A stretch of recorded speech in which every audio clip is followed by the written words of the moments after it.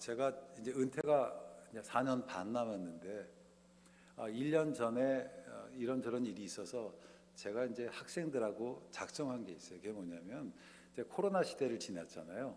근데 이제 신학생들은 이제 목사가 되는데 목사가 되는 게 교실에서만 되는 것 같지는 않더라고요.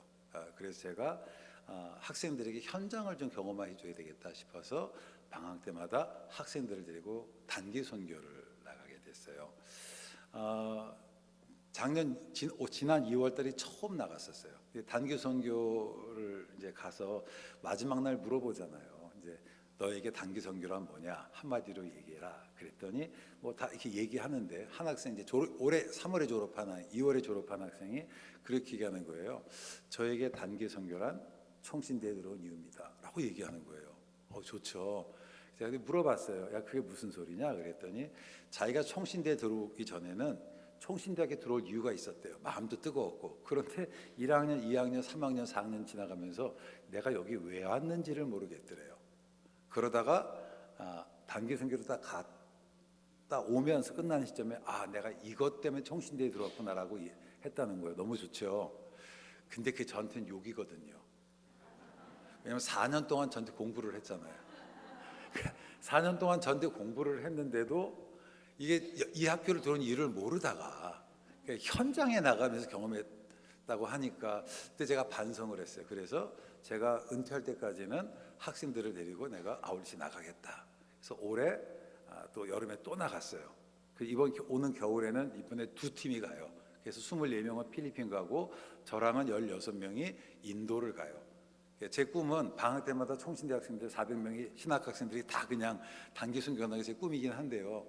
지난 8월 20일 날 있었던 혹시 간증을 좀 해도 괜찮을까요?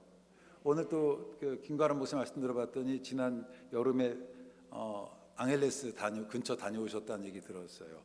은혜도 많이 받으셨다고. 저도 그 비슷한 지역을 갔다 와서 얘기 말씀 좀 나누도록 하겠습니다. 8월 20일 주일 저녁에 떠나서 이제 교회 사역하기 때문에 이제 토요일에 새벽에 도착하는 5박 6일 일정이었어요. 이제 학생들이 이제 24명의 학생들이 이제 공항에 모였는데 부대표를 맡은 아이가 며칠째 고열이 떨어지지 않는 거예요. 그래서 약을 먹어도 떨어지지 않아서 가야 되나 말아야 되나 고민하다가 비행장에 온 거예요. 근데 아시다시피 코로나 이후로 고열이 되면 비행기 타는데 얼음이 많잖아요. 이게 확실히 선교지에 가면 거기서만 누릴 수 있는 독특한 은혜가 있는 것 같더라고요. 은혜가. 그러니까 뭐 방법이 없으니까 저는 뭐 사실 목사님처럼 뭐 기도를 많이 하거나 영빨이 있는 사람이 아니라 저는 그렇거든요. 근데 급하니까 어떻게 해요? 딱 올려놓고 기도했습니다. 하나님, 누구누구가 지금 고열을 며칠째 시달리고 있는데 열이 안 떨어집니다. 하나님, 지금 비행기 타야 되는데 도와주세요. 기도를 했어요. 5분이 딱 지났는데 얘가 열이 딱 떨어진 거예요. 그러면서 교수님 열이 떨어졌어요. 그러더라고요. 생각해보면 또 그럴 수도 있을 것 같아요. 그게 이제 비행기 이제 탑승 수속을 하고 이제 비행기를 타러 가려면은 짐을 검사를 해야 되잖아요. 수화물 검사를 해야 되잖아요. 그러니까 제가 이제 먼저 들어가서 이제 학생들이 잘 나오는 뒤를 쳐다보고 있는데 한 아이가 못 나오고 펑펑 울고 있는 거예요. 그 왜 그런가 싶었더니 또 이 아이도 며칠째 장염으로 그래서 음식을 잘 못 먹었었어요. 음식을. 그래서 이제 갈까 말까 망설이다가 죽을 싸가지고 왔는데 죽이 뺏긴 거예요. 저는 샌드위치도 통과되고 그리고 빵도 통과가 되잖아요. 죽이 통과된 잘 이해를 못 하겠더라고. 그래서 어쨌든 이 친구가 죽이 뺏기고 나니까 자기가 필리핀이라는 곳에 가서 음식도 안 먹고 걱정이 되니까 펑펑 우는 거예요. 제가 이제 이 친구 어떻게 해요? 이것도 이제 불러다 놓고는 또 방법이 없잖아요. 또 기도합니다. 하나님, 누구누구가 근데 기도는 또 정확히 해야 되니까 며칠 장염을 시달리다가 죽을 싸는데 죽을 뺏겨서 서럽게 울고 있습니다. 하나님 도와주세요. 기도를 했어요. 그 이제 비행기를 타면서 승무원에게 부탁을 했습니다. 뭐라고 부탁했냐면 저기는 이 친구가 장염을 시달려서 음식을 못 먹고 있는데 죽은 준비되지 못한 걸 알지만 뜨거운 물이 있지 않느냐. 그래서 뜨거운 물을 좀 컵 말고 좀 큰 것을 준비해주면 물을 말아 먹을 수 있게 좀 해줬으면 좋겠다라고 부탁을 했어요. 그리고 이제 저는 한 10칸 정도 뒤에 앉고 이 친구가 앞에 앉았는데 밥을 먹고서 궁금하잖아요. 어떻게 됐는지. 쭉 걸어가는데 승무원이 저를 보더니 하는 말이 뭐냐면 선생님 앞에 있는 저 청년이 음식을 잘 먹던데 그러는 거예요. 또 궁금하잖아. 그래서 갔어요. 가가지고 딱 봤더니 얘가 저보고 씩 웃으면서 교수님 음식이 너무 맛있어요 그러는 거예요. 할렐루야. 뭐 그래도 별 감동이 없으실 것 같아서 제가 하나만 더 할게요. 뭐 사실 엄청 많아요. 많은데 저희가 이제 둘째 날 이제 월요일 끝나고 화요일 날 일정이 뭐냐면 아이따족이라는 산지족이 있어요. 이 산지족의 그 이제 왕복 4시간 산길인데 거기를 올라가서 그 사람들에게 복음 전하는 일들을 한 거예요. 그래서 학생을 두 팀으로 나눠서 한 팀은 밑에서 남겨놓고 이제 제가 이제 환갑이 지났거든요. 그래서 이제 왕복 4시간 거리가 부담스러워서 열심히 운동하고 등산복에 등산화 신고 딱 준비하고 딱 갔어요. 근데 이제 선교사님은 밑에 있고 그 마을에 한 나이 많으신 촐로 한 분을 가이드로 뽑은 거예요. 전 등산화까지 신었잖아요. 이분이 슬리퍼를 딱 신고 앞에서 가이드하는데 와 날다람쥐예요. 근데 제가 생기긴 이렇게 생겼어도 지고 못 살아요. 그래가지고는 내가 따라잡아야 되도 열심히 걸었는데 이분이 쭉 돌아보고 제가 빨리 오면 또 빨리 가는 거예요. 그래서 계속 가다가 딱 도착했더니 5명만 잤더라고 나머지 10명이 다 낙오를 한 거예요. 보니까 제가 2시간 거리를 1시간 반에 올라갔어요. 그렇죠? 전 그때도 그냥 그러려니 했는데 그날 저녁에 일정을 다 마치고 학생들이 또 물어보잖아요. 오늘 하루 어떤 은혜가 있었냐? 그랬더니 한 학생이 이런 얘기를 하는 거예요. 교수님 그거 아세요? 그날 우리가 산에 올라갈 때 하늘에 구름이 꼈어요 그러더라고요. 8월 20일 주간이 필리핀이 38도에서 42도 되는 날씨예요. 거기가 어떤 산이냐면 화산이 폭발해서 화산재가 내려와서 습이 이 교회 폭만한 곳이 다 이게 모래로 도로가 된 곳이에요. 화산재로. 무슨 말이냐면 그늘이 없는 곳이에요. 제가 그늘이 없는 곳을 죽기 살기로 만약에 1시간 반을 38도 40도 걸어 올라갔으면 저는 아마 쓰러졌을 거예요. 저는 지기 있어서 올라갔는데 봤더니 하나님이 막아주셨더라고. 그러면서 저희 기가도는 어떤 일이 있었냐면 사역을 할 때는 비가 안 오고 차만 타면 비가 오는 거예요. 뭐 또 그럴 수도 있어요. 셋째 날입니다. 제가 이거로 한 일주일 얘기할 수 있을 것 같긴 한데 하도 많아서 저희가 이제 마을에서 제가 미리 5월달에 답사를 가고 마을 사람들 협의를 해서 마을에서 500명을 초청해서 공연하기로 했어요. 그래서 이제 그 마을에 우리로 말하면 이장 또는 면장 되는 분이 자기들 음향기기를 준비하겠대요. 근데 혹시 몰라서 제가 음향기기를 따로 더 가져가서 연결해서 하는데 이게요. 필리핀이 전기가 약해요. 출력이 안 맞아가지고 스피커가 뻥 터진 거예요.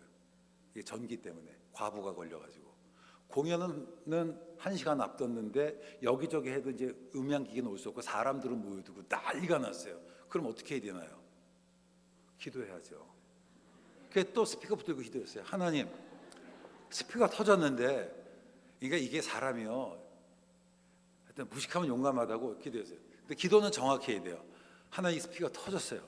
근데 공연해야 됩니다. 하나님 도와주세요. 기도합니다. 아멘 그랬어요. 그리고 좀 이따 제가 학생한테 켜보라고 그랬어요. 어떻게 됐을까요? 켜졌어요. 따라합시다. 기도하면 됩니다. 기도하면 됩니다.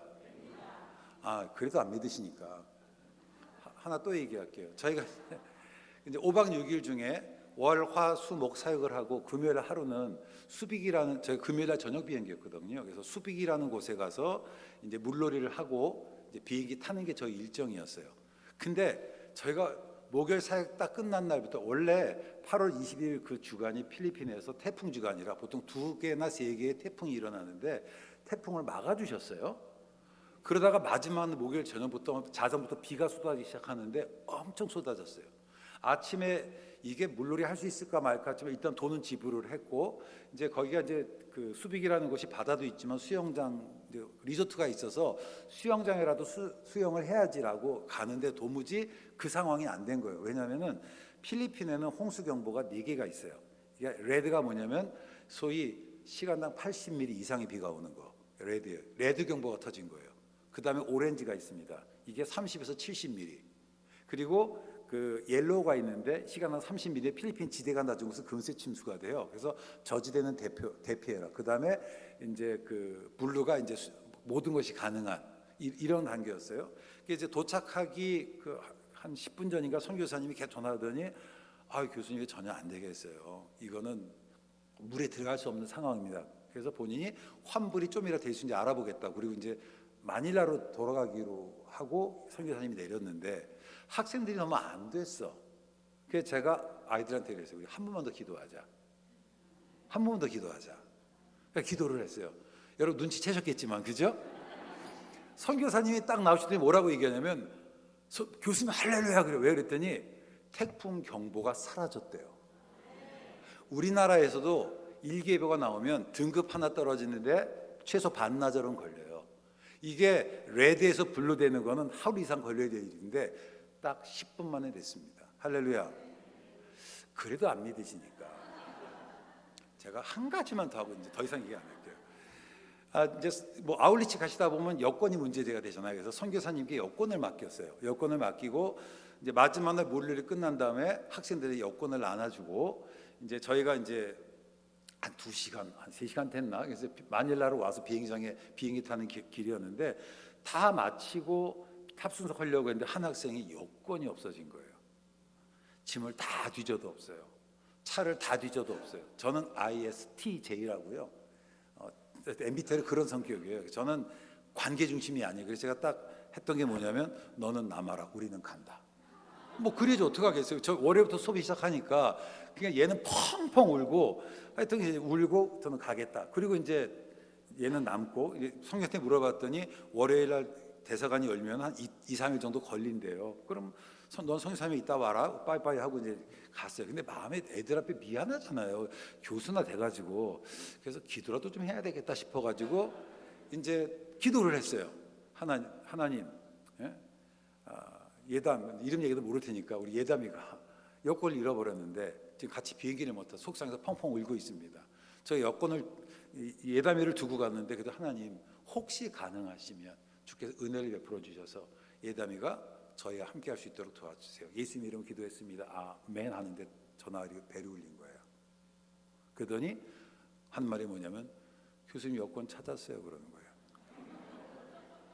곧 딱 그 시점에 얘기 듣고 봤더니 뭐 가보셨지만 차 렌트를 하잖아요. 그러면 동남아는 운전사와 보조가 있어요.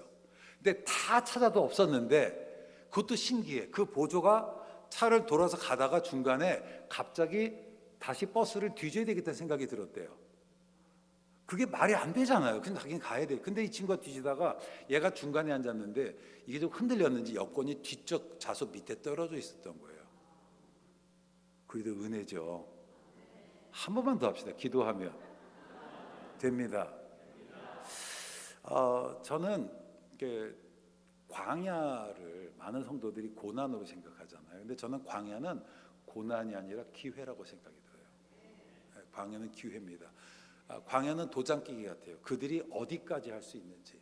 이 광야는 지금까지 나의 모든 경험들이 의미 없는 곳이잖아요. 왜냐하면 낯선 곳에서 선교지라는 것이 그렇더라고요. 예상치 않는 일이 막 터져요.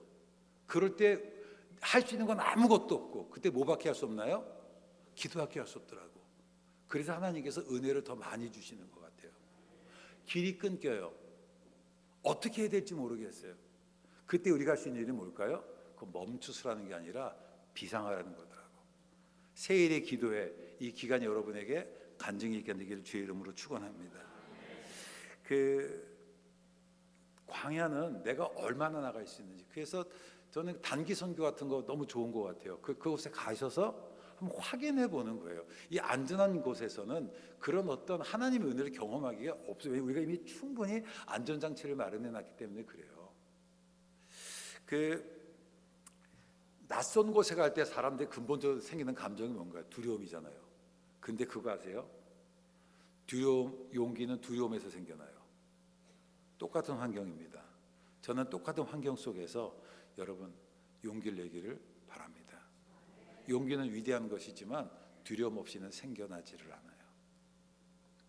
길이 끊겨졌다고 느껴졌을 때, 내 인생의 스탑이라는 사인이 보일 때에 그때 하나님께 나로 하여금 날 때가 되었구나라고 말씀하시는구나 하는 사실을 받아들이고 힘차게 날아오는 우리 성도님 되기를 주의 이름으로 축원합니다. 오늘 우리는 모세라는 한 인물을 봅니다. 우리는 모세를 굉장히 위대한 인물로 보지만 저는 모세는 뭐냐?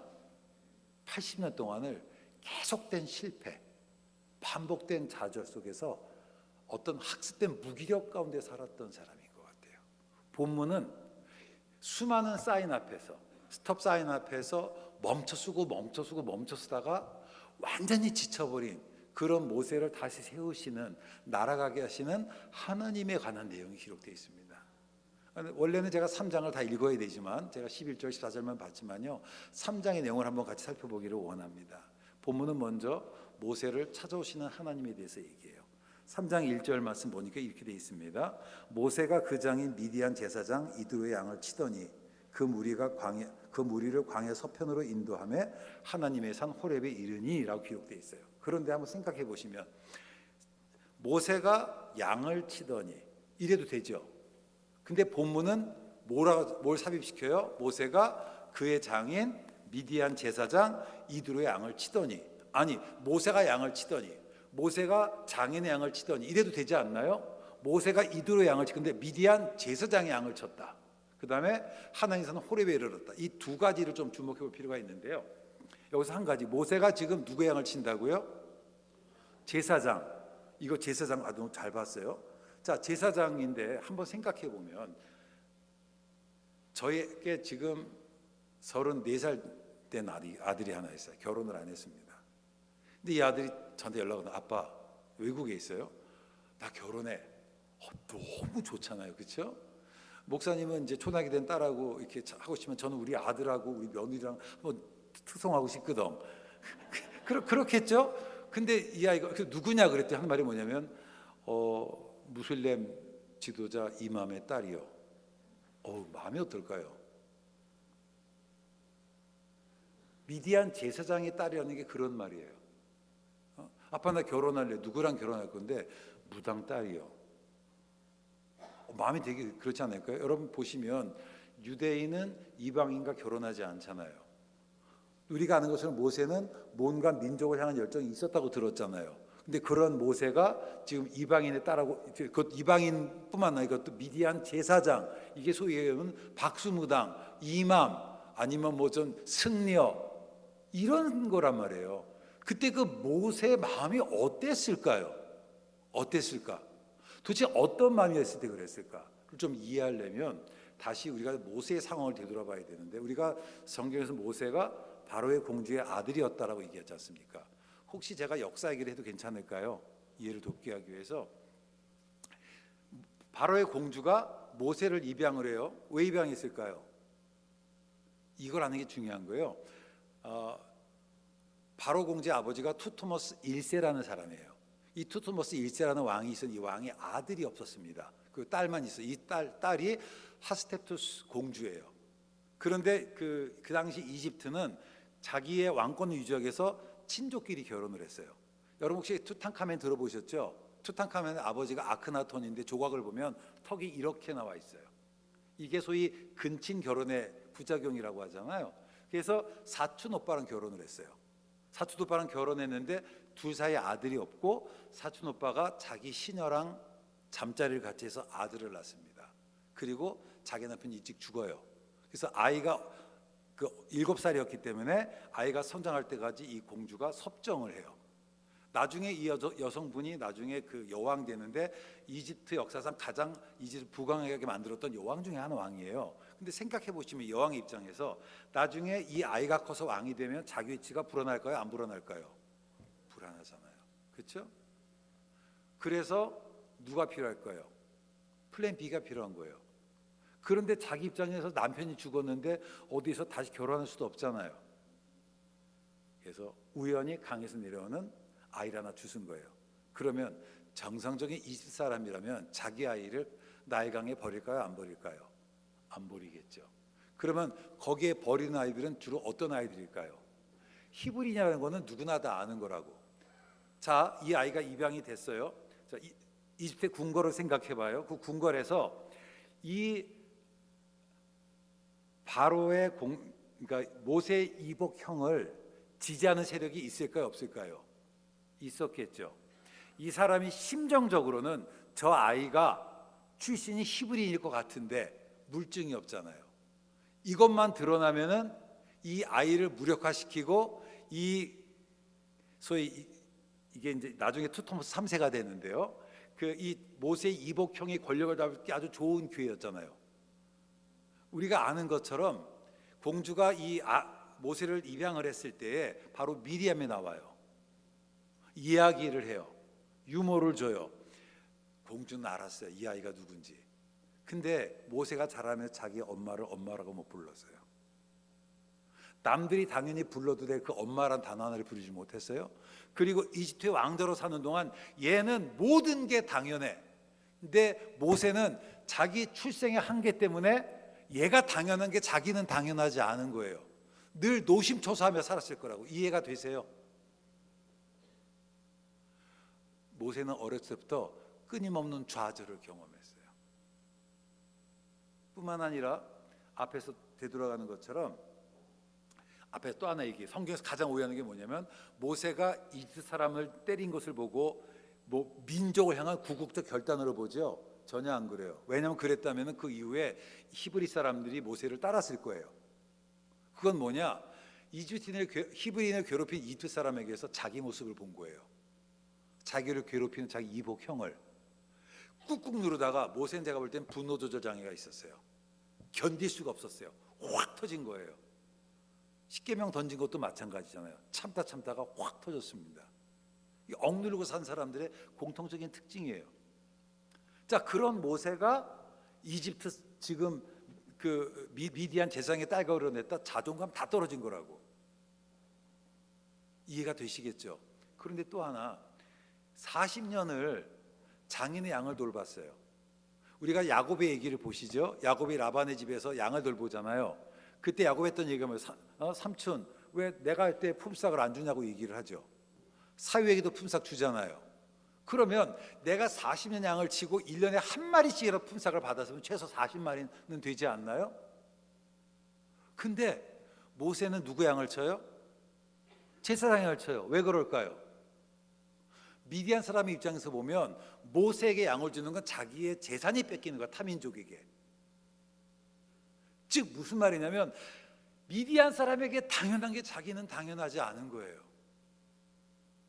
모세를 평생 괴롭혔던 감정이 그거라는 거예요. 저 사람은 이게 다 쉽고 당연한데 나는 왜 이렇게 어려운지 모르겠어. 왜 내 인생이 이렇게 힘든지 모르겠어. 이게 그의 고민이었다라고 하는 거예요. 하나님께서 그런 모세를 변화시키기 위해서 그에게 했던 일이 뭐예요? 나타나셨어요. 그렇죠? 나타나셨는데 보시면 하나님 어떻게 나타나세요? 나무에 불이 붙어요. 그죠? 근데 가지는 않대요. 신기하잖아요. 그럼 그것을 봤을 때 와 놀라야 되지 않나요? 그리고 하나님과 막 대화를 하고 있잖아요. 근데 여러분 3장과 4장까지 얘기할 때 모세가 보니까 MZ세대예요. 이걸요? 제가요? 왜요? 딱 그 얘기하고 있잖아요. 이사야는 영광을 보자마자 주여 나를 보내소서라고 하지 않았나요? 베드로는 그 기적을 채마자 주여 나는 죄인인가 고백하지 않나요? 그런데 베드로는 모세는 그 긴 시간을 하나님과 얘기하면서도 제가 왜요? 나이가 많아요. 말이 계속 핑계만 대잖아요. 왜 그럴까? 자기가 80년을 살아봤거든. 해도 안 되는 걸 경험했거든요. 이해가 되시겠습니까? 그래서 그런 그를 변화시켰던 머리면 첫 번째가 내가 선 곳은 거룩한 것이다. 그의 생각을 바꿔주는 거예요. 모세는 지금까지 살아있는 곳이 하나님의 산 호렙에 이르렀지만 하나님이 보이질 않아. 그곳은 뭐냐? 실패 땅이고 낭망의 땅이고 좌절의 땅이었던 거예요. 하나님이 계시지만 하나님이 안 보였어요. 그래서 하나님은 그에게 단 한 번도 모세는 자기가 서 있는 곳이 거룩한 곳이라고 생각하지 못했던 모세에게 그의 생각을 바꿔준 거예요. 뭐예요? 내가 선 곳은 거룩한 것이다. 여러분, 내가 예수를 믿으면서 예수 신앙을 가지고 일어난 첫 번째 변화가 뭘까? 저는 인식론적으로 보자면 뭐냐? 우리를 바라보는 관점이 바뀌는 거예요. 예수를 믿고 난 후에 Anyone who is in Christ, he is a new creation. 누구든지 그리스도 안에 있으면 새로운 피조물이라. 새롭게 되었다. 여러분 예수님 믿으시죠? 새롭게 되었죠? 그럼 내가 새로운 피조물이었단 말의 의미가 뭔가요? 없는 손이 하나 더 생겼나요? 없는 눈이 하나 더 생겼나요? 신체적으로 아무런 변화가 없잖아요. 이게 저는 인식론적으로 뭐냐, 관점이 바뀌는 거예요, 내 인생을. 그래서 과거를 재해석하고 미래를 소망의 눈으로 바라보고 오늘을 의미 있게 살도록 결단하는 게 뭐냐, 그게 믿음이죠. 여러분이 오늘 이 집회를 통해서 여러분의 인생을 다시 바라보기를 원합니다. 내 인생이 저주받은 인생이 아니라, 이것이 멈춤이 아니라 도약의 계기가 됨을 깨닫기를 주의 이름으로 축원합니다. 하나님은 모세가 자기의 삶을 사명의 현장으로 바라보기를 원하셨습니다. 그래서 말씀하시는 거예요. 내가 선 곳은 거룩한 곳이라고. 사랑하는 성도 여러분, 우리가 서 있는 곳이 거룩한 곳이에요. 그것들을 깨달아야만 합니다. 하나님의 사람이 서 있는 곳이 거룩한 곳이에요. 세상이 시들해 보이는 것은 왜 그럴까요? 세상이 시들해서 그런 것이 아니라 내 마음이 시들어서 그래요. 내 마음이 시들어서 그렇습니다. 세상은 늘 똑같이 있어요. 신앙의 위기 뭔가요? 내 생각을 바꿔주는 거예요. 하나님께서 은혜 주신 하나님의 말이 뭔가요? 우리의 생각을 바꿔주시고 언어를 바꿔주시는 거예요. 에스겔서처럼 하나님께 우리에게 새로운 언어를 주세요. 여러분이 이번 세일의 기간 동안에서 여러분의 생각이 바뀌고 언어가 바뀌는 있기를 주의 이름으로 축원합니다. 모세는 학습된 무기력감에 쩔어 살았어요.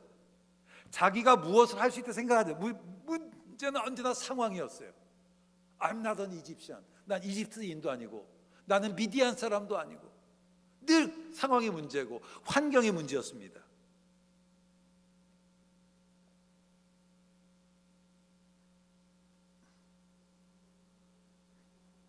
그래서 모세가, 하나님께서 모세를 보내신다고 할 때 뭐라고 얘기하냐면 11절에 보면 내가 누구이가 안 되라는 데 있어요. 내가 누구가 안 돼.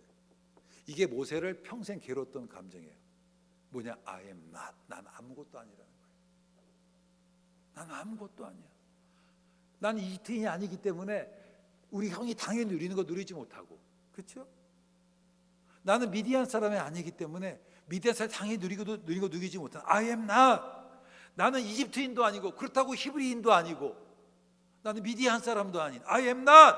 무엇을 하고 싶어도 아무것도 할 수 없는 I am not. 이게 모세를 평생 괴롭혔던 감정이라는 거예요. 근데 성경 어디서도 하나님께서 모세에게 너 그럴 능력 있다고 얘기하지 않아요. 내가 너를 보낸다고 해요. 여러분, 가는 내가 중요한 게 아니에요. 보내시는 하나님이 중요합니다. 이걸 깨달아야 돼요. 내 힘으로 하는 게 아니에요. 그분의 은혜 때문에 하는 겁니다. 모세가 뭐라 그래요? I'll be with you. 내가 너와 함께 하겠다는 거예요. 모세는 그럴 능력이 없어요. 하지만 하나님께서 함께 하실 때 모세가 그를 할 수 있다라고 하는 겁니다. 저는 이 모세의 소명을 이해하는 데 굉장히 중요한 구절이 뭐냐, 이게 뭐냐면 나는 스스로 있는 자라는 거예요. 내가 도대체 당신은 누구라고 할 일일까? 아니, 생각해 보세요. 모세가 지금 하나님하고 얘기하는데 하나님 누군지 몰랐겠어요? 알았죠. 근데 당신 누구야? 마음이 삐뚤어져 가지고. 그럴 때 하나님이 뭐라고 그래요? 나는 스스로 있는 자다. 이게 나는 스스로 있는 자란 말이 번역이 잘못됐어요. 이게 히브리어로 예후와 예스루 예후와, 이게 I am who I am이에요. 따라서 I am who I am. 이게 뭐냐면 나야예요. 나야. 당신은 누군가요? 나야. 제가 학교에서 수업을 하지 않습니까? 수업을 하는데 추석 명절 때였어요. 명절 전날인데 학교는 어쨌든 끝까지 수업을 해야 돼. 제가 오후 수업이었거든요. 근데 1시 반에 수업 시작해서 2시 반쯤에 오늘 끝 그랬어요. 애들이 뭐라 그랬을까요? 와 그러죠. 근데 학생 중에 하나가, 예를 들면 김가람 목사님이 계셨다 그러면은 2시 반쯤 됐는데 자 수업 끝 그러면 애들이 뭐라 그럴까요? 네가 뭔데? 이해가 되시겠나요? 교수는 수업에 대해서 뭐예요? 절대적인 권한이 있잖아요.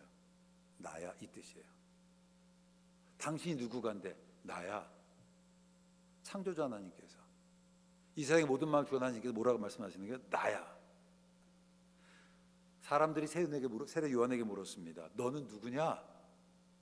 남들이 주목받을 좋을 기였어요. 근데 세례 요한이 뭐라고 그래요? I'm not the Christ. 나는 그리스도가 아니라고. 너는 선지자냐? No, I'm not the prophet. 나는 선지자가 아니라고. 모세를 평생 괴롭혔던 질문, I am not. 근데 요한은 뭐라고 얘기하는, 세례 요한은 I am not이라는 사실이 오히려 더 당당하고 긍정적으로 작용했다라고 하는 거예요.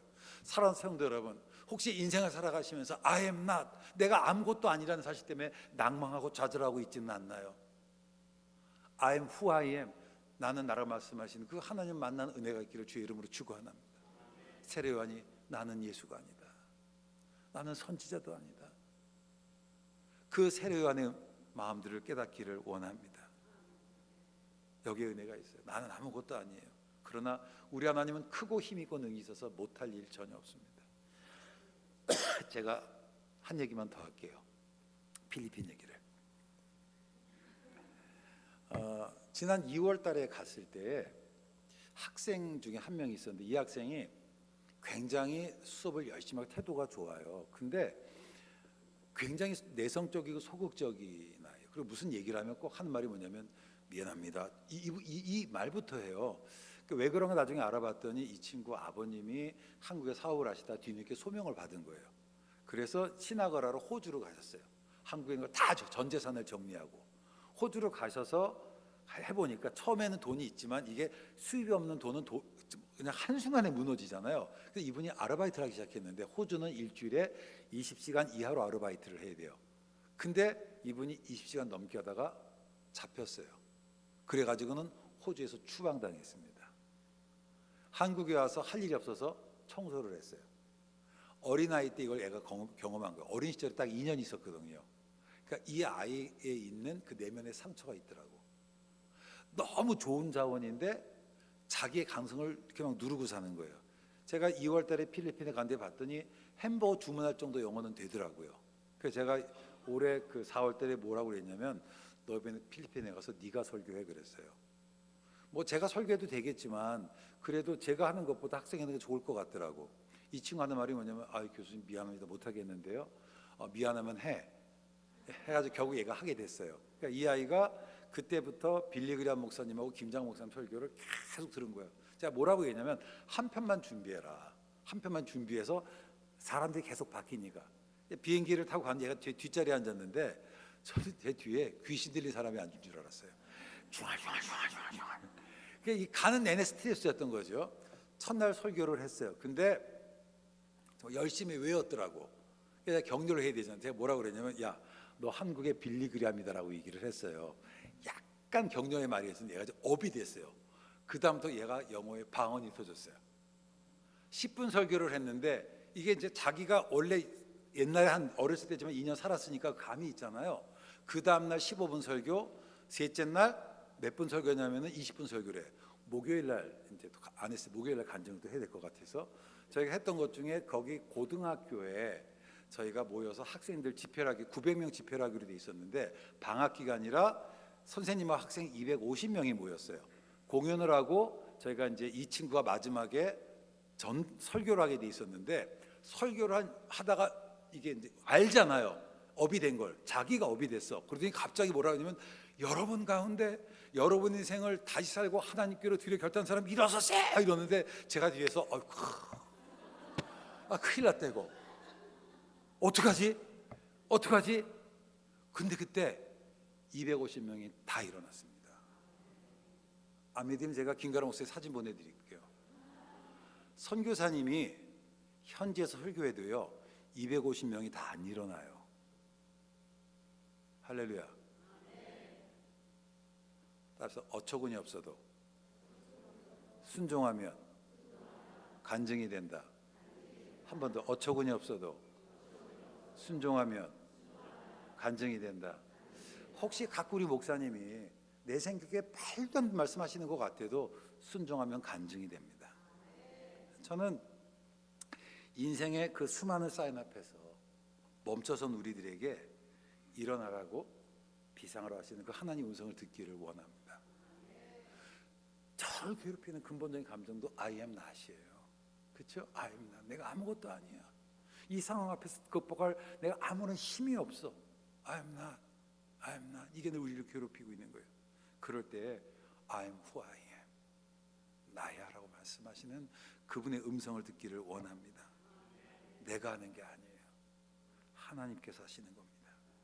오늘 이 모세의 이야기를 통해서 인생의 스톱 사인 앞에서 끊어진 길 앞에서 좌절하고 낭만했던 모세를 세우시는 그 하나님의 부르심에 모세가 아멘으로 응답했을 때 그가 위대한 지도자가 되었던 것처럼 오늘 이 시간이 사랑하는 성도님들의 인생의 전환점 되기를 주의 이름으로 축원합니다.